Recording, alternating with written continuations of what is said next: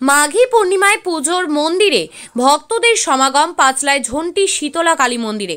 মাঘী পূর্ণিমা উপলক্ষে হাওড়ার পাঁচলায় ঝন্টি শীতলা কালী মন্দিরে মা শীতলার পুজো মহা সমারোহে পালিত হলো। এদিন ঝন্টি শীতলা কালী মন্দিরে প্রায় 2000 মানুষের সমাগম হয়। বিশিষ্ট সমাজসেবী জ্যোতিষ নক্ষত্র রণজিৎ ঘোষাল মহাশয় ঝন্টি শীতলা কালী মন্দির ও করুণাময়ী আশ্রম প্রতিষ্ঠা করেন। 2018 সালে 24শে ফেব্রুয়ারি এই মন্দির প্রতিষ্ঠা হয়েছিল। এদিন সকালবেলা মায়ের মঙ্গল আরতি দিয়ে মায়ের পুজোর সূচনা হয়। বিশেষত মাঘী পূর্ণিমা তিথিতে শীতলা মায়ের মন্দিরগুলোতে মায়ের মহাস্নান হয়। তারপর মায়ের পুজো পাঠ হোমযজ্ঞ করা হয়। সন্ধেবেলায় সন্ধ্যা আরতির মাধ্যমে মায়ের পুজো সম্পন্ন হয়। দূর দূরান্ত থেকে বহু মানুষ এখানে পুজো দিতে আসেন। মা শীতলাকে মূলত সন্তানের মঙ্গল কামনায় রোগ বিনাশিনী রূপেই আমরা পুজো করি। এই মন্দিরের প্রতিষ্ঠাতা স্বর্গীয় রণজিৎ ঘোষাল আগে শরিকি শীতলা কালী মন্দির ছিল, সেটি নানা কারণে বন্ধ হয়ে যাওয়ার পর রণজিৎ ঘোষাল একদিন মায়ের স্বপ্নাদেশ পান। তারপর 6 মাসের মধ্যে এই মন্দির প্রতিষ্ঠিত করেন। বর্তমানে এই মন্দির সামলান রণজিৎ ঘোষালের জামাই অভিজিৎ ঘোষাল। তিনি মায়ের সেবায় নিজেকে নিয়োজিত করে রেখেছেন। বেঙ্গল বুলেটিন নিউজের পক্ষ থেকে শঙ্খ ভট্টাচার্যের রিপোর্ট। একটা সাবজেক্ট যেটা এনসিয়েন্ট পিরিয়ড থেকে মানে এক্সিস্ট করছে, ঠিক আছে। সুতরাং জ্যোতিষের সারবত্তা নিয়ে কারোর কোনো কোশ্চেন থাকা উচিত নয়। জ্যোতিষটা দুটো ভাগে বিভক্ত হয়ে গেছে, একটা হচ্ছে শিক্ষিত জ্যোতিষ, একটা হচ্ছে অশিক্ষিত জ্যোতিষ। আমি বলি শিক্ষিত যারা জ্যোতিষ আছে তারা আমাদের সেই প্রচেষ্টা করতে হবে যাতে জ্যোতিষটা আরও সামনের দিকে এগিয়ে চলে এবং সমস্ত যে কুসংস্কার মুক্ত হয়ে সৎভাবে, যেটা আমাদের মানে বেদান্তে লেখা আছে, যেগুলো আমরা আমাদের এনসিয়েন্ট যারা মুনি ঋষি আছে তাদের থেকে যেগুলো আমরা পেয়েছি, সেগুলো যদি আমরা কার্যকরীভাবে আমাদের সাধারণ পাবলিকের ওপর তার যদি প্রয়োগটা করতে পারি, তাতে আমার মন্দির থেকে অসংখ্য লোক উপকৃত হয়ে চলেছে। আশা করি আমার মা তাদের আরও উপকার ভবিষ্যতে দেবেন। কোন কোন সমস্যাগুলো মানুষ সমাধান করতে পারবে এখানে আসার পর? ব্যাপার হচ্ছে কোন কোন সমস্যা বলতে, দেখুন মানুষের সমস্যার তো সমাধান নেই। আমি প্রথম কথা যেটা আমাদের সেন্স কি, যে একটা মানুষের জন্ম সময় ধরে তার জ্যোতিষ বিচার। আমি যদি দেখি যে বাবা টিউমার, আমি বলবো বাবা এখানে মানে তোমার বাঁচার চান্স আছে। আর যদি বলি ক্যান্সার, বলি বাবা ক্ষমা করো, এ কোনো জায়গায় সারবে না, এ রোগ সারার নয়। গ্রহগত রোগও সেম ব্যাপার। যদি গ্রহ আপনার ওপর চেপে বসে, জ্যোতিষ কেন, তার কোনো ক্ষমতা নেই সেই গ্রহের প্রকোপ থেকে আপনাকে মুক্ত করবে। কিন্তু এটা হচ্ছে সৎ কথা, আমি করে দেবো, আমি করার কে? প্রথম কথা, আমরা গ্রহ দ্বারা পরিচালিত হই। এখন দেখবেন বাজারে নতুন রিউমার উঠেছে, বলছে গ্রহকে পাওয়ার দিচ্ছে, গ্রহ থেকে পাওয়ার কাটছে। আপনি চিন্তা করে দেখুন, আজকে এই জগৎজননীর সংসারে একটা গ্রহকে পাওয়ার দেওয়ার মতো ক্ষমতা কি আমাদের মতো ক্ষুদ্র নগণ্য ব্যক্তির আছে? আমরা মনে করি যেটা লিখিত, যেটা প্রপারলি মানে একদম বেদান্তে উল্লেখিত আছে, সেই রাস্তাটা তারা আমাদের থেকে মননে মানে লক্ষ গুণ উন্নত ছিল। তাদের সেই মননটাকে ধরে মানুষের উপকার হচ্ছে, হাজার হাজার মানুষ উপকার পাচ্ছে, হাজার হাজার মানুষ মন্দিরে আসছে। এটা কবে সূচনা হয়েছে এই জ্যোতিষিক কার্যালয়টা? এইটা আমার শ্বশুর মশাই, উনি একদিন বললাম জ্যোতিষ নক্ষত্র ছিলেন, তো ওনার মানে সারা জীবনে উনি অন্তত 5 লাখ লোক দেখেছেন, ঠিক আছে। 5 লাখ লোক ওনার দ্বারা উপকৃত। শুধু উনি জ্যোতিষী বললে ভুল হবে, আমি বলি আমার শ্বশুর মশাই শ্রী রণজিৎ ঘোষাল, ওনার মতো মানুষ ধামসিয়া গ্রামে দ্বিতীয় হবে না। কারণ ধামসিয়া গ্রামের মানুষ আপামর জনগণকে আপনি প্রত্যেকটা বাড়িতে বাড়িতে গিয়ে জানতে পারবেন যে ওনার হঠাৎ যে চলে যাওয়াটা এখনো পর্যন্ত ধামসিয়া গ্রামের মানুষ মেনে নিতে পারেনি। আচ্ছা, প্রথমে তো অন্য একটা মন্দির ছিল, সেই মন্দির থেকে এই মন্দিরের এনাদের একটা শরিকি মন্দির ছিল, মা শীতলার মন্দির, গোটা গ্রামের সেখানে পূজা পাঠ হতো। কিন্তু দুর্ভাগ্যবশত কত বছর আগে প্রতিষ্ঠিত? এটা প্রায় ধরুন না 100 বছর আগে প্রতিষ্ঠিত ছিল। তো সেই মন্দির আস্তে আস্তে বিভিন্ন কারণবশত, আমি কারণগুলো এখনই ডিসক্লোজ করব না, আস্তে আস্তে ধ্বংসপ্রাপ্ত হয়। তো আমার শ্বশুরমশাই নিজে ইনিশিয়ালিটি নিয়ে গ্রামের বাকি যারা শরিক ছিল বা বাকি গ্রামবৃন্দকে নিয়ে মাকে উনি জলে বিসর্জন করে আসেন এবং সেই মন্দিরটা যা যা করণীয় করে দেওয়া হয়।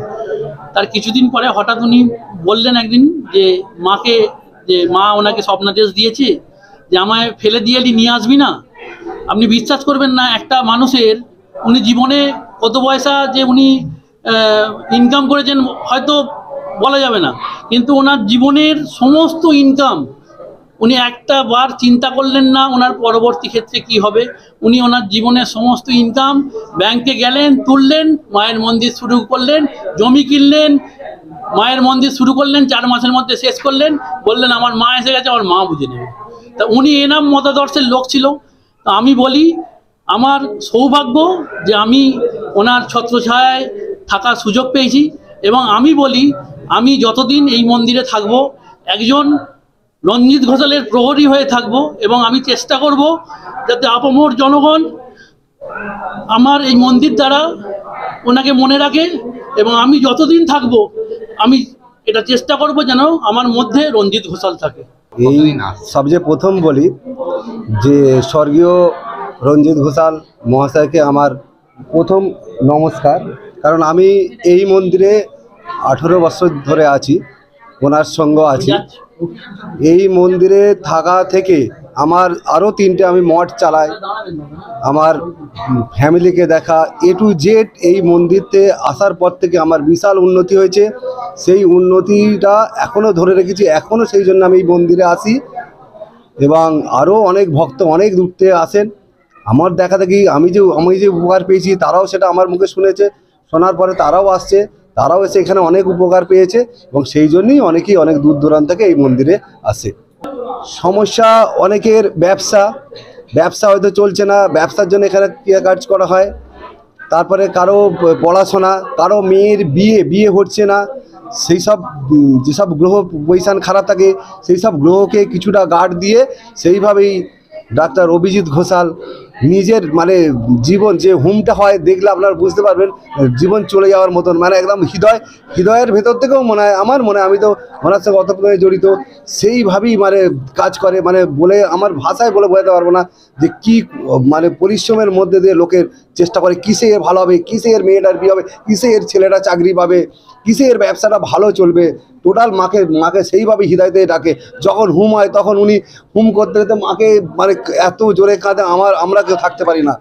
মানে মাকে যে চাইলে তো তবে মা দেবে, চুপ করে বসে থাকলে হবে না। আপনি ভাত মেখে হাতে করে ভাত না তুললে তো গালে উঠবে না, ঠিক সেম মাকে ডেকে যাতে ভক্তর ভালো হয় পুরো সেইভাবেই বস্তু মাকে দিয়ে মাকে ডাকে উনি। আমার নাম ভোলানাথ পান। স্বর্গীয় রণজিৎ ঘোষাল এই মন্দির মানে ইনি আমাদের আত্মীয়, বন্ধুজন, গুরুজন সব। এনার সঙ্গে আমাদের দীর্ঘদিনের পরিচিতি, বংশ পরম্পরায়। ইনি প্রতি বছর এসে ওঠা না, আমি একজন হোমিওপ্যাথি ডাক্তার, সবসময় সময়ের জন্য অনেক সময় এসে উঠতে পারি না, কিন্তু হ্যাঁ উনি যেমন আমাদের ওয়েল উইশার ছিলেন, আমরাও তেমনি ওনার সঙ্গে। আজকে না, আমি চেম্বার থেকে আসছি, আমি আসছি ঘন্টা 1.5 আগে। হ্যাঁ এইগুলো সবটাই একটা মনের ব্যাপার, বুঝেছেন? না সকলে তো যেতে পারে না, কারণ ভারতবর্ষে 140 কোটি লোক, 140 কোটি একসঙ্গে গেলে তো এমনি পরপর বিপর্যয় ঘটছে বিভিন্ন কারণে। এবারে একটা ব্যাপার কি, এটা তো যেহেতু আমরা হিন্দু ধর্মে, আমার ব্রহ্ম সমাজে আমাদের জন্ম, ব্রাহ্মণ লোক, অতএব এক্ষেত্রে প্রত্যেকেরই ধর্মের সততা বজায় রেখে এবং ওনার চরণে থেকে এবং চণ্ডীশীতলা শরণাপন্ন হয়ে যতটুকু এগোনো যায় সেটাই আমাদের পক্ষে সকলকার লক্ষ্য থাকা উচিত। আমার নাম আশিস গাঙ্গুলি, আমি ডাক বাংলো। হ্যাঁ, মন্দির মানে জবে থেকে যেই দিন থেকে প্রতিষ্ঠা আমি সেই দিন থেকে যুক্ত আছি। তো অনেক লোক দেখছেন আজকে সমাগম, প্রচুর ভক্ত এসছে, নিশ্চয়ই কিছু আছে, নিশ্চয়ই কিছু উপকার তারা পেয়েছেন, সেই জন্য এত দূর থেকে বহু মানুষ ছুটে আসছে এখানে।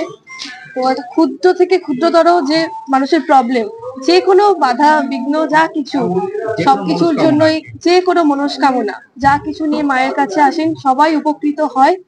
আর আজকে তো খুব বিশিষ্ট একটা দিন, মাঘী পূর্ণিমা, আমি আসতে পেরে মানে খুবই ধন্য মনে করছি নিজেকে। আর আমরা তো অনেকেই কুম্ভ মেলায় যেতে পারিনি, সেই জল আমরা পাইনি, স্নান করতে পারিনি, কিন্তু এখান থেকে কুম্ভ মেলার স্নান মায়ের আশীর্বাদে পেয়েছি, করলাম, খুবই খুবই আজকে খুবই ব্লেসড লাগছে। হ্যাঁ, যাই একটু আর এত ভক্ত এসছে মানে বুঝতে পারছেন যে মানে কতটা উপকৃত তারা, আমিও সেরকম। লাইফে প্রচুর প্রবলেম ফেস করি, আমরা রোজই করি, প্রত্যেকটা মানুষই রোজ কিছু না কিছু প্রবলেম ফেস করি। সেখান থেকে আজকে তুমি দারুণ আছি, মায়ের কাছে এসে একদম এইখান থেকে সে কেউ খালি হাতে ফিরবে না। মায়ের উপর ভরসা রেখে এত মানুষ আসছে, একদম খুব জাগ্রত। বললাম না, আমি যেদিন প্রতিষ্ঠাতা মানে যেদিন প্রতিষ্ঠা দিবস সেই দিন থেকে আছি, মানে বুঝতে পারছি না আমি কতটা পুরনো। আর আমার নাম তানিয়া পান, আমি আমার বাড়ি বেলডুবি, এখান থেকে 20 মিনিট দূরে, ওখান থেকে আসি।